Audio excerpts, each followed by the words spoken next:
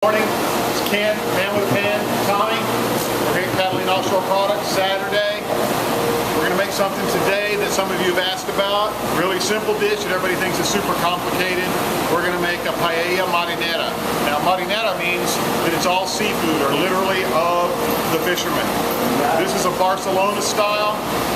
I know there's 400 kinds of paella, but you got to know that the Catalans from Catalunya, they say if there's sausage in your paella, it's not paella. So this is an all seafood one. We made some fish stock today that's ready to rock and roll, so we figured we'd make the paella to go. So we've got a pan here. You notice it's just a flat bottom big pan. You can use a fry pan, you can use one of those cool chefy paella pans, or you can just use a skillet. Doesn't matter. This dish is traditionally a picnic food made over an open fire, so it's super simple. As usual, pan's already hot.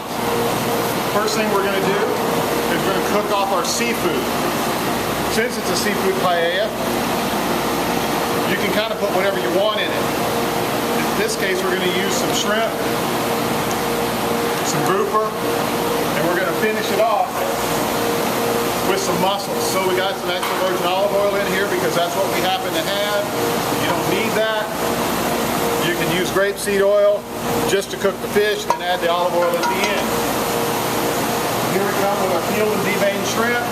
Traditionally this would be head-on product, but since everybody here likes to eat it and not peel it, we peel them and devein them. So we're going to space those out in our pan.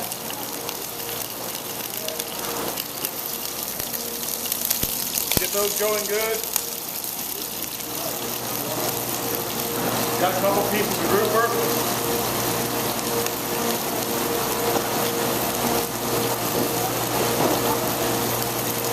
You're going to notice we're not going to crowd this pan.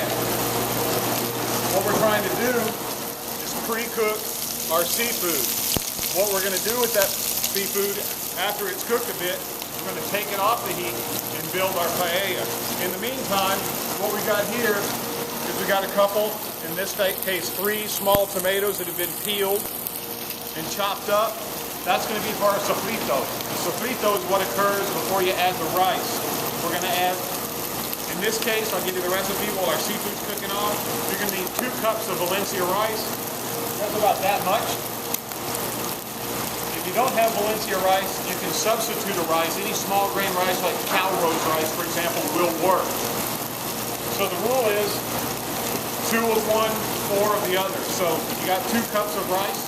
You're going to need 4 cups of good quality fish stock, which we've got over here, plus another cup of a meat stock or a wine. In our case, we're going to use another cup of stock. So you got 5 cups of stock, 2 cups of rice.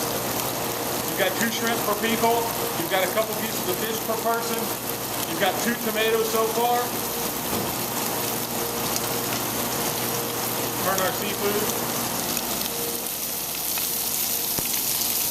See that color? Go ahead and let them go a little bit so they get that color. Because when you add them back at the end, they're going to be mostly cooked.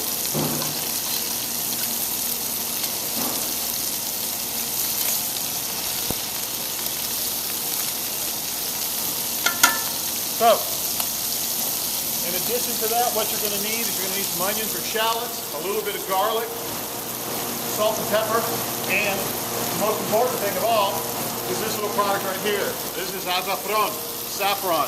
This stuff's more expensive than gold per ounce. Now, traditionally people think that the saffron is what imparts the yellow color to traditional paellas. But in order to impart that color, you'd have to use 2 or 3 of these, and it would taste awful. So what actually occurs in Spain, don't tell anybody, is they use food coloring to add that sunny golden flavor. We're not going to do that. We're going to use the saffron as a flavoring agent only. So we take that saffron, this is about a pinch, about a half of a teaspoon, take some of our hot stock, and we make a little saffron tea out of it. Look at that color, already. And we're going to let that steep while we finish out our seafood. So, our seafood's about where we want it. We're going to remove that from the pan. Let it drain.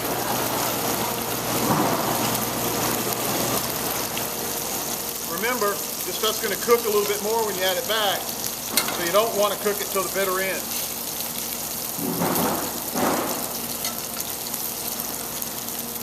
As you can see, we got a little deglazing to do in our pan. Junior can show you at the bottom of the pan's got a little bit of the material from the fish on it.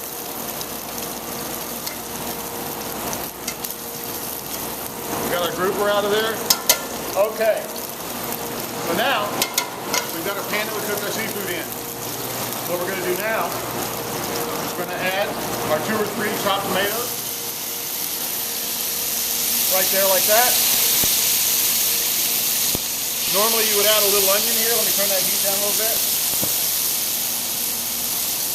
Or on.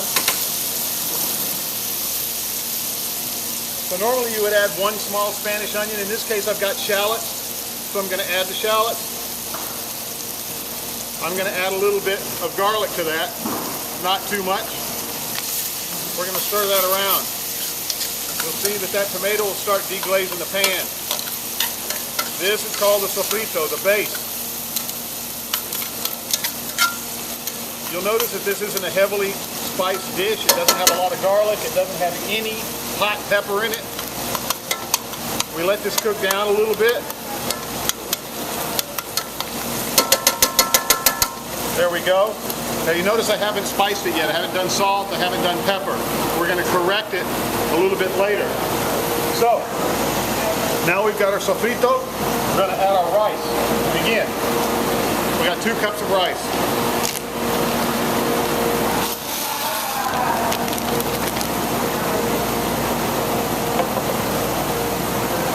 I'm going to distribute that through the pan. I like to let this go a minute before I add the stock. Some people will say don't let it go before you add the stock. That's my way, kind of to get a little color on that rice. It seems to help it to not absorb as much water. We start cranking our heat back on.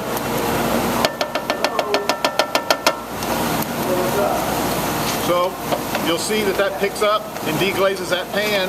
That means all that flavor is going into this rice.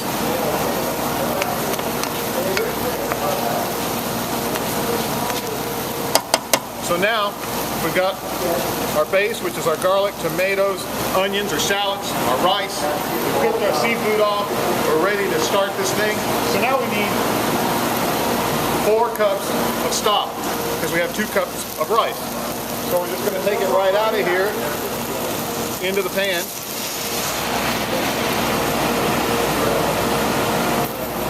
And obviously this isn't so critical. How many is that, Junior? 3. Here comes number 4. There you go. This ain't Sesame Street, man. That's right. This ain't Sesame Street. So, we're going to bring this to the boil. And we're going to let this boil for 10 minutes. And as it starts to come to the boil, we're going to add our pimenton, our paprika. This is smoked paprika. This paprika is from Spain. There's different kinds. There's hot, there's sweet. The smoked is more traditional, and there's not a lot of heat. So we add our pimenton, our paprika. We can rinse our fish out to do it.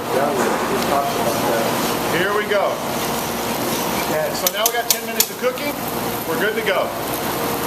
Turn it on.